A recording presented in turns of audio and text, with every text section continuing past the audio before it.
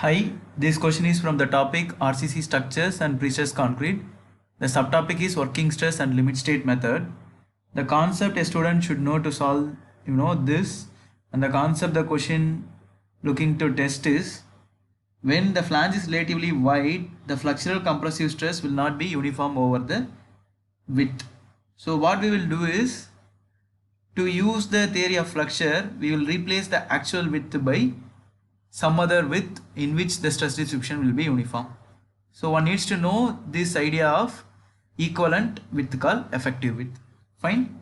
The paper setter can ask this to check if one is aware of the codal provisions and the concept of theory of flexure. What they are looking to test in the student is to know if he is aware of the assumption which is needed to use the theory of flexure in this analysis. The level of difficulty is easy, just one needs to remember the formulae given in the code IS 456 2000 to answer this this question and the questions of this kind. The shortcut is, I can say, if one has seen just the codal provision, all formula related to this question are lengthier, so obviously one can eliminate A, B and C because these three doesn't even contain three terms, because in the answer to the questions of this kind at least three terms will be there. These three terms influence what is the effective width. Fine. And then the time it takes to solve this question is less than 10 seconds, because just one needs to have in the mind what is the answer from the codal provision. It's not a tricky one, it is a straightforward one. All students should answer it. Fine. We will see the answer now. So here we are seeing a beam which is cast monolithically with a slab. We are concerned about this, the slab portion which is at this location. Why? Because in the question they asked effective width of compression flange at a continuous support. So here the continuous support is this. The section is drawn here. Fine. So the question they have said the slab thickness is T, right? So that is represented here. Slab thickness is T, and rectangular continuous beam of span L and width B. Okay, width B is given here. Span L means this goes this way all around, if you measure, that will be the span that is given by L. That doesn't play a role here, so we are not worried about that. And what else is given? If the distance between the two consecutive points of contraflexure is L naught. So in this direction, if that distance between points of contraflexure is L naught, that need not be shown here, but that is given as L naught, which is the distance between the points of contraflexure. This term we will make use of. Fine. Yeah.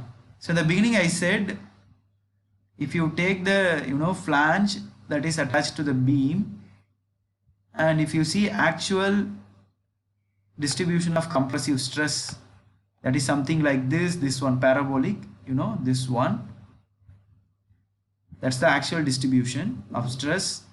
But if one wants to use the theory of flexure to analyze this, the theory demands that the stress distribution across the width should be uniform. So what we are going to do is, we are going to define a new width called effective width of flange, which can be defined as the width of a hypothetical flange that traces compressive stresses of uniform magnitude equal to the peak stress.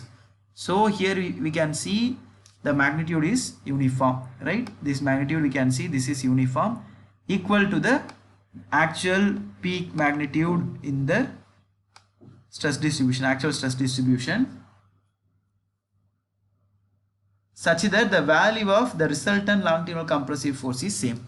So what we are doing is, we are replacing this parabolic actual stress distribution by a uniform stress distribution with its peak value equal to the peak in the actual distribution.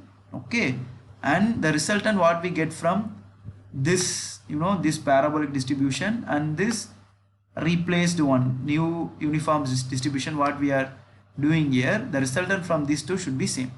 So when we do that, we get a flange width from that, and that is called the effective flange width. The codal provision, they have directly given the formula after doing all these things. So class 23.1.2 gives this effective width of flange. In the absence of more accurate determination, the effective width of flange may be taken as the following, but in no case greater than the breadth of web plus half the sum of the clear distances to the adjacent beams on either side. So the beam what we are seeing is at the continuous support, it is a T beam.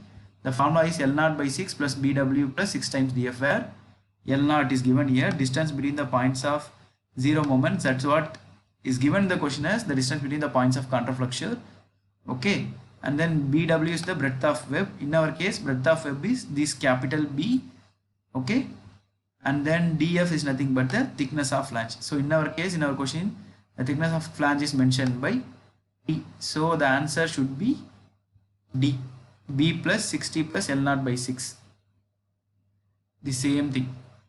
Just we have replaced some parameters by the parameters given in the question. Thank you.